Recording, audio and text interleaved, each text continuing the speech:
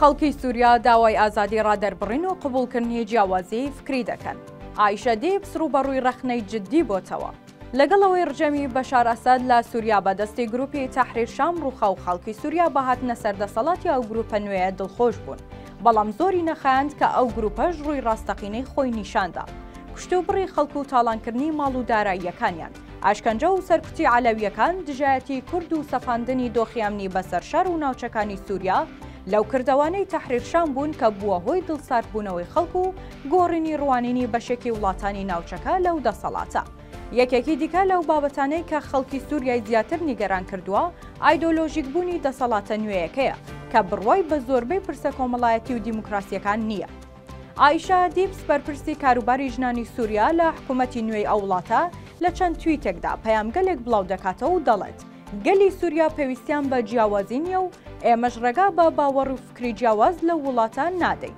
هەر ئەمەش بۆتە هۆی ناڕەزایەتی دەربڕینی زۆربەی ڕۆژنامەوانان، شرۆڤەکاران، چالاکوانان و خەڵکی سووریا.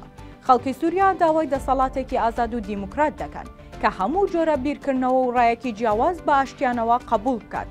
بەڵام عایشە دیبس لە چەندین تویت داوسوێتی ڕاستە ئێمە پشتگیری خۆمان بۆ بەهێزکردنی ژنانی سووریا ڕادەگەیەنین، بەڵام بەڕوونی ڕای دەگەیەنین کە هیچ بۆ شوونێکی فێمینیستی یان ڕێکخراوەکانی دیکە قبول ناکەین کە دژایەتی ئاڕاستی فکری ئێمە بکات یاخود لەگەڵ بنەماکانی حکوومەتدا نەگونجێت. ئەمەش دەریایەکی ڕەخنەی لێکەوتەوە، چونکە هەندێک لە شرۆڤەکاران پێیان وابوو کە ئەو بەرپرسە سیاسەتێکی سەرکوتگەرانە پەیڕەو دەکات. چالاکوانانی سووریا دەڵێن ژنانی سووریا دەیان ساڵە بەهێزی خۆیان سەلماندووە، بەهێزتر لە پێشوش هەوڵ بۆ دەستەبەرکردنی مافۆ ئازادیەکانی خۆیان دەدەن و پێویستیان بە قسەی کەسێکی داخراوی وەکو دیبس نییە کە ڕێگە و نەخشەی ژیانیان بۆ دابڕێژێت. قسەکانی عایشە دیبس لە کاتێکدایە کە ئەحمەد شەرح سەرۆکی تەحریر شام لە ماوەی ئەم یەک مانگەی پێشوودا جەختی لەسەر ئەوە کردەوە کە ناکرێت تەنیا بە یەک بۆچوون وڵات بەڕێوە ببرێت، پێویستە هەموو پێکهاتەی فکری و کۆمەڵایەتیەکانی سووریا لە بەرچاو بگیرێن و دانیان پێدا بنین.